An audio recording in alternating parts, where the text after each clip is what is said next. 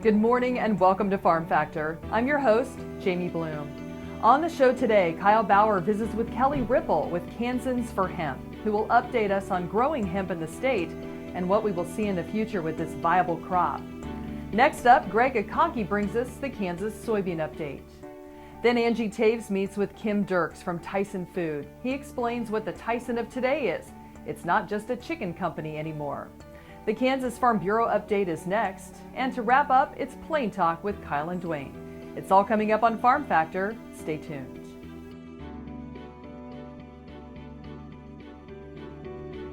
Closed captioning brought to you by Ag Promo Source. Together we grow. Learn more at agpromosource.com.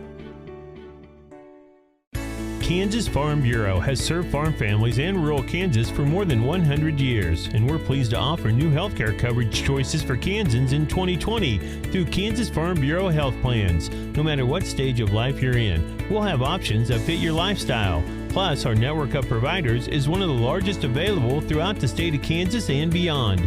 For more information, including the different plans available, or to get a quote, visit kfbhealthplans.com. Kim Mannering with Hardy Insurance. Today we will talk about employee safety and work comp coverage. On your farm, do you ask your friends to come help? Are they considered employees or neighbors helping neighbors? Did you know that you can be held responsible just as if it's a work comp accident? Give me a call, we can discuss. 316-945-6733. This segment brought to you by Kansas Farm Bureau, the voice of agriculture. To join today or for more information, go to kfb.org or find us on Facebook and Twitter. Welcome to Farm Factor. Kyle Bauer talks hemp with Kelly Rippel about hemp laws and what you need to know to add it to your rotation. Hi, this is Kyle Bauer. I have Kelly Rippel with Kansans for Hemp. Kelly, bring us up to speed on where the laws are currently with Kansas, because about a year ago there was a lot of changes that made hemp a viable crop to a lot of people. That is true. In 2018, the Kansas legislature passed a bill that allowed the establishment of an industrial hemp research program under the Department of Agriculture, and that program has now been expanded thanks to Governor Kelly, who signed the expansion into the commercial hemp program, and that is a result of the 2018 Farm Bill that was passed federally. Now, you had a lot of people in the first year participate. This is true. Yeah, we had well over 300 apply, and there was almost 300. It was about 270 were awarded licenses, and that's for cultivation, distribution, and processing. The distribution, I'm sorry, you used the word distribution different than me, but the when you showed the map of the people that had applied, it pretty much was statewide. This is true. Farmers are cultivating, processing, and even distributing all over the state. All corners are pretty much represented. There is no one region that farmers are interested. There's interest in hemp all across the state. There's still the regulatory issues that scares some people and that people are having to deal with. This is true.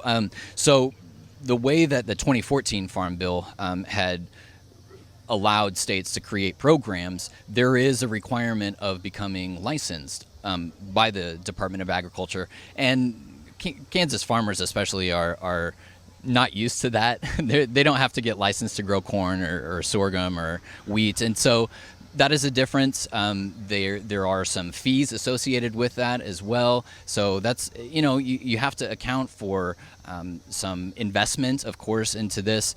But as we reintroduce hemp, what we're finding is there are markets that end products that can be used for, and some of those can be pretty lucrative. And as we see regulations continue and evolve over time, we're going to see an expansion of other markets. We're looking at potentially 9 to 10 industries that can be affected by hemp. With those multiple producers that applied for a license, most of them were very tiny acreage. They were, yeah. the predominant size where it was 80 acres, but a lot of them have been fewer than that. People planting half acre, 2 acres, 5 acres, just to kind of get their hands dirty and really understand what this plant is going to do. It's an ancient plant, but there are so many lessons to be learned from it across the board. And there's going to be a lot of data coming out from this year as well as next year. And with the variance of soil climate, the soil types, the different climate zones throughout Kansas, we're going to see a lot of variation as far as what can be grown in different parts of the state. And it does increase biodiversity. So through phytoremediation, hemp is known to increase successive yields of other crops. So if you introduce it as a rotation one year, you may see a benefit in your other commodity that next year. So do you get any indication toward next year? Will acreage increase, or have you got a feel from growers on what they're thinking about for 2020? It's a really good question. I think overall, we are going to see more interest. Interest is just growing all the time. I think with this year, farmers were a little reluctant to just jump in head first, and they wanted to kind of wait it out and see how things were going. I think the acreage is going to increase. Of course, the limit of acreage per license will increase anyway with the program to 320 acres per license. But I think what we're going to see is probably an exponential increase in acreage. Thanks, Kyle. Stay with us for the Kansas soybean update coming up right after these messages.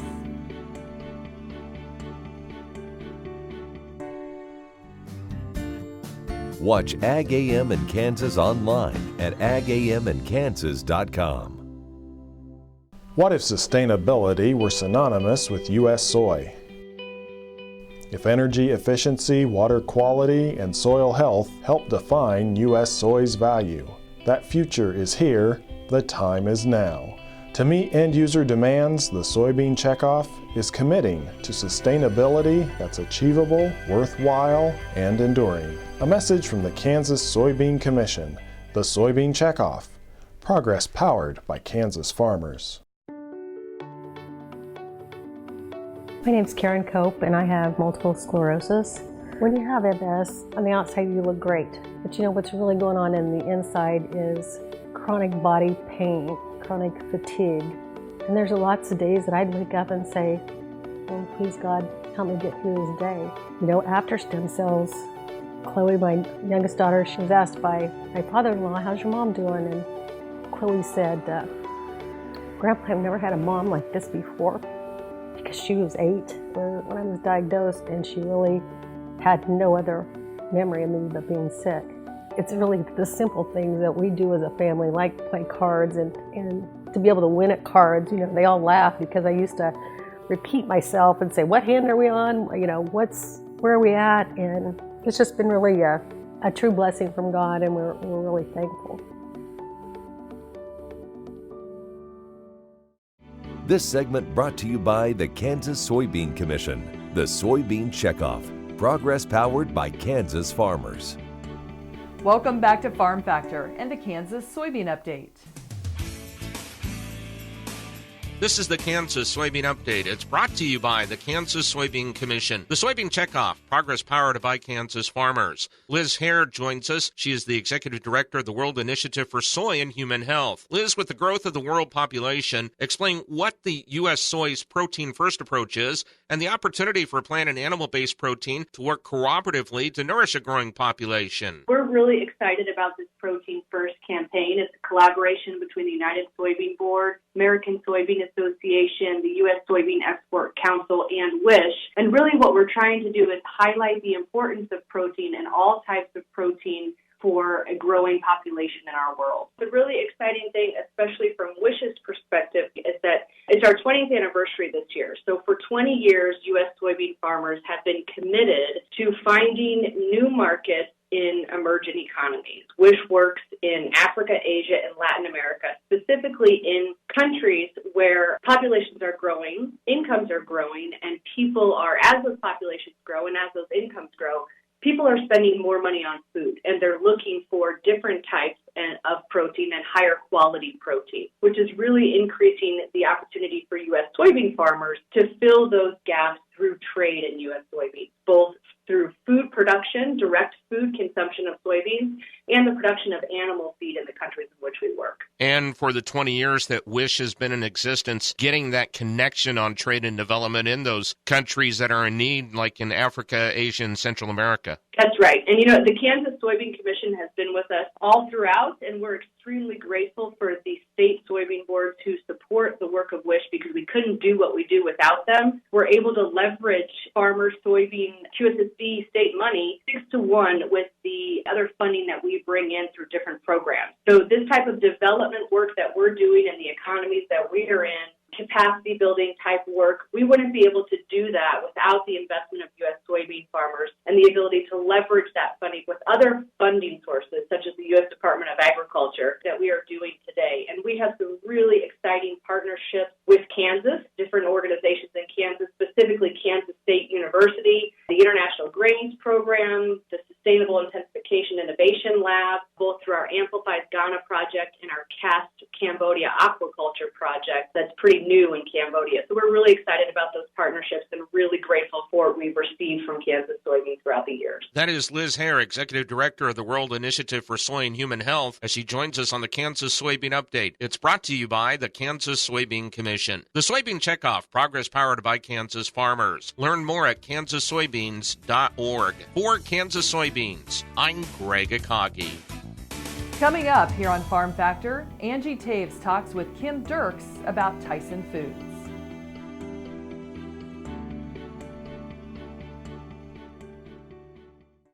Sure Crop Fertilizers was started by my father, Don Sherman, and my mother, Shirley Sherman. Family business has started in the 80s. We predominantly focus on plant nutrients and what we can do to give growers better responses with the fertilizer dollars that they do, and what we can do to make those things work better for the grower. We're based out of Seneca, Kansas. We work with growers in their soil analysis to figure out what they need, and then we can put those in a blend that gives them the best results, and so that we can deliver that direct to their farm so that they have those nutrients where they need them, when they need them, and so that they can apply them in a manner that's very efficient to them and works well on their planting systems and what they're doing.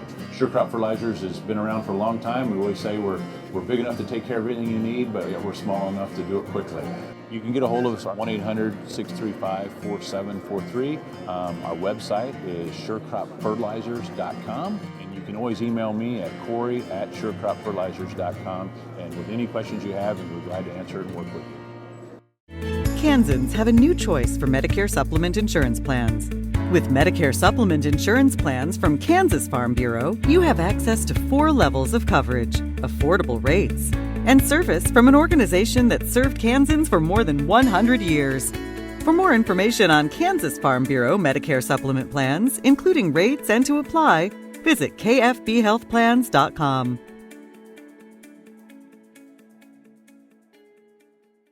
This segment brought to you by Sure Crop, liquid crop nutrition delivered right to your farm. We're back, and Angie Toews now talks with Kim Dirks about Tyson Foods. Angie Toews, we are talking with Kim Dirks today, and can you tell me what, when we think of Tyson, what should we be thinking? Well, Tyson's a very diverse company. I mean, historically Tyson was a chicken company, and it's really not anymore. We're very much a protein company. I mean, we've got chicken, but we've got beef, we've got pork, but we've got a lot of other diverse products, like we're the biggest leather tanner in the U.S. We make tortilla chips, we make peanut butter sandwiches, jerky. There's a little bit of everything out there. So that's what the Tyson of today is. And so for the Tyson of today, what should we be thinking about as far as sustainability? Well, we like to look at sustainability in a very holistic fashion. I mean, we have 5 categories we put our sustainability efforts in: animals, community, environment, workplace, and food.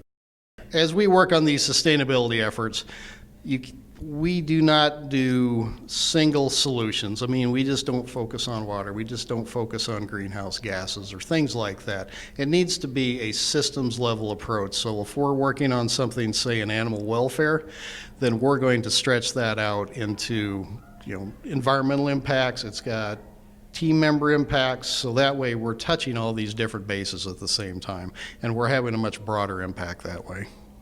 And so is there any one item that comes to the top of the chain that is more important than something else?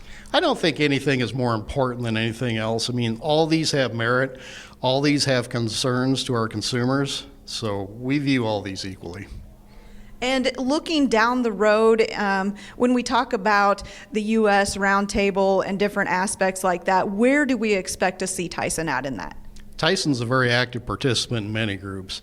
I mean, part of sustainability is making sure we've heard everybody's voices, and also that we participate in these groups to make sure our voice is heard too. But at the end of the day, the best sustainability approach is where everybody's worked together, shared their feelings, and come to some common consensus. And I know that every aspect from the producer all the way up to your business sees sustainability at a different level, a different product. And how do you see that being cohesive? And that's one of our challenges. I think we really are working hard to try and integrate sustainability across the entire supply chain for Tyson. Defining that is with just one metric is difficult. It's easy for Tyson as a company to do that for our operations. One of the things we're working on going forward is making sure, how do we explain this for start to finish, from calf to box? And do you think that it is a simple conversation that we can get people that are walking into our local grocery stores involved in? Because I think there's a very good point that they hear the word sustainable, but they're not really understanding it. Yes, that's one of the big challenges today, is everybody's got a different opinion on what sustainability is. But to your point, yes, we need to be able to have this simple discussion with whoever walks in, picks up a package of our product, and making sure that they're comfortable and they understand, here's what this is, sustainability means for this type of product. And when we talk about that long term, what kind of impact are we leaving and what kind of footprint are we leaving with that? Our goal is to leave things better than what they were when we found them today. I mean, to me, that's what sustainability is really about, is we've improved something. Not that we've simply stopped something and stabilized it, it's gotten better. And I think that's our challenge going forward, you know, with my generation, yours, everybody that's following us. And if we're looking at one thing that comes to the top when we want to push this forward, where do we see that in the next 10, 15 years? I think the challenge is going to be more how, as you mentioned earlier, how do we integrate this entire supply chain discussion into one single point that we can talk about?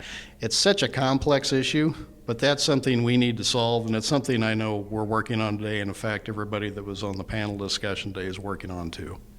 Thanks, Angie. Come back after this break for this week's Kansas Farm Bureau update.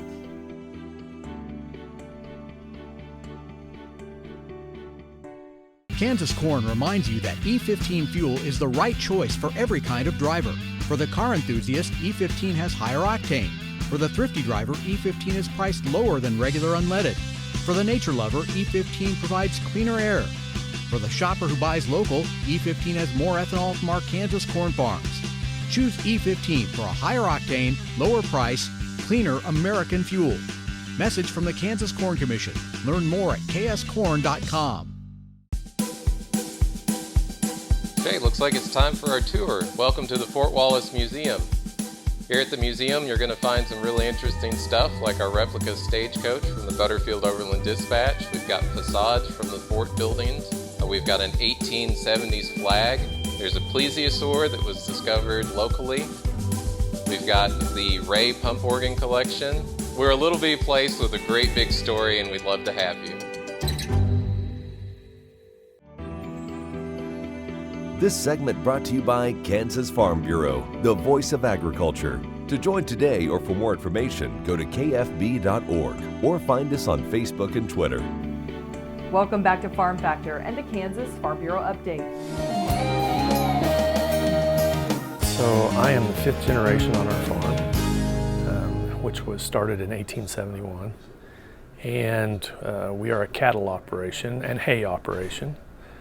And Resolutions is a great way to help advance the policies of the organization. I mean, we get to hear different issues from all around the state and learn from that and be able to talk about that. I think right now rural broadband is a big issue in our area. I would say that's one of the number one items. I'm hopeful that the increased attention on it can get us somewhere. It's still not where it needs to be, so I'm hoping we can advance that. I operate a aerial imagery company, and there are times where I can't upload my images to get them processed because it's too slow. And so that would help my business if we had faster broadband. Also, with the data that's coming out of this equipment, and the farmers need to understand what's going on in the fields on a timely basis, we learn differently, and we see pictures are 1,000 words, right? So being able to get those images to places and from places is important, and in some cases we can't do that. We just need that coverage to allow that to happen when the farmer needs it. Stay with us. We'll be back after the break with Plain Talk.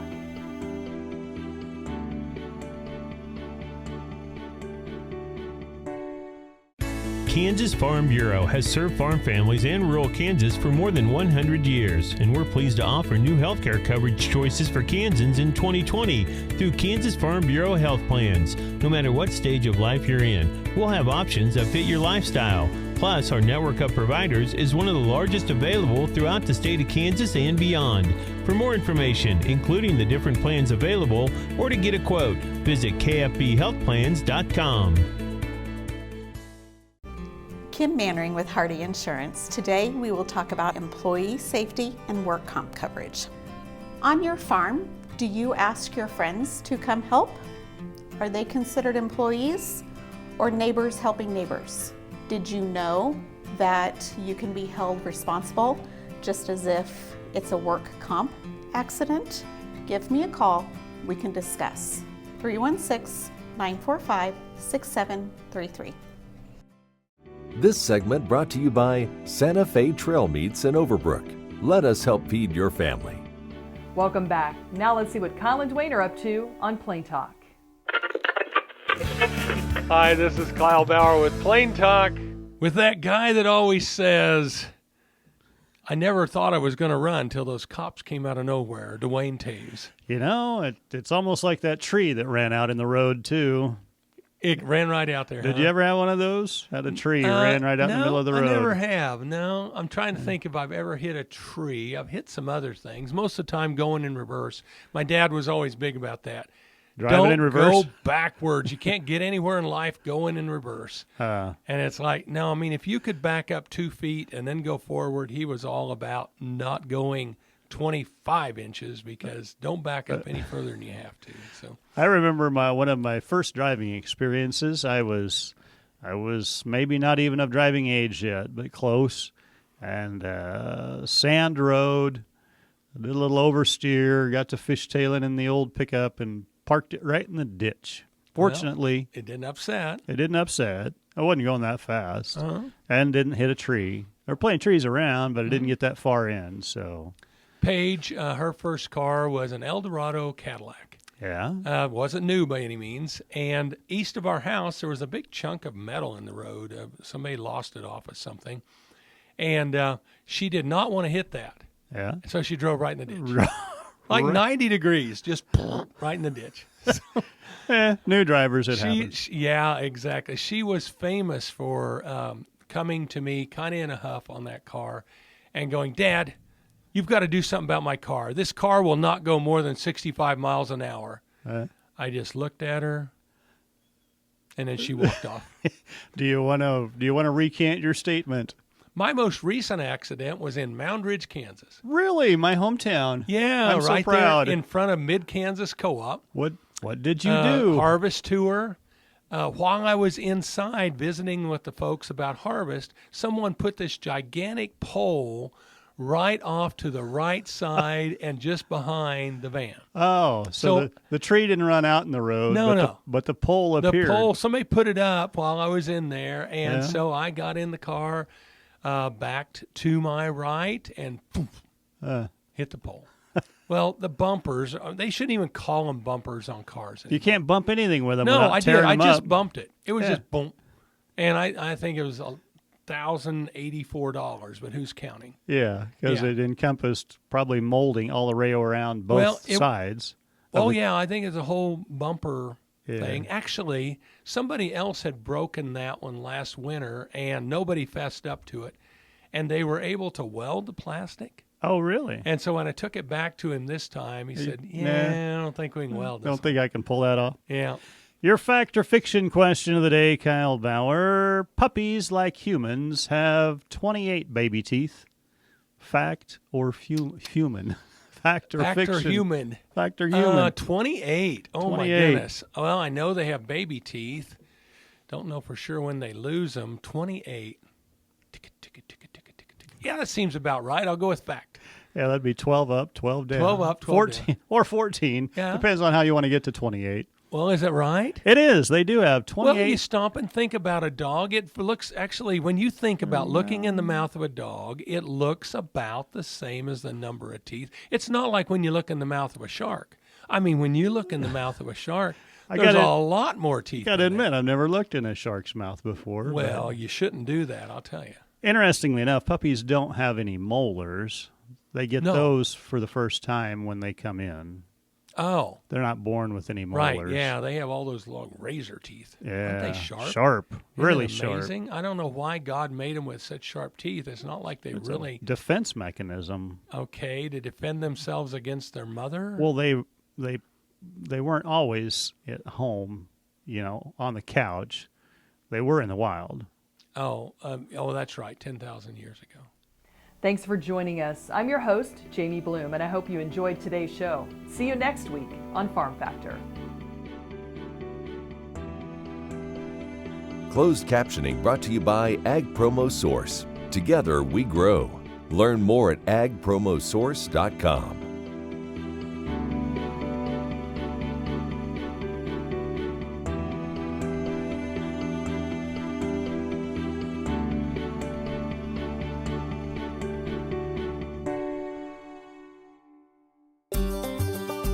Welcome to the Western Kansas Wildlife Travel Center, right here in my hometown of Oakley, Kansas. We're the front door of Western Kansas, located on 3 main highways, I-70, US 83, and US 40. And all those roads lead to history, beautiful scenery, and adventure, no matter which direction you go. We now have an IHOP. That brand that you've trusted up and down the road in all your travels is staffed with local folks, real people, just like you and me, and we're waiting on you to join us. So for fun, adventure, fuel up, fuel your body, and let's have some fun.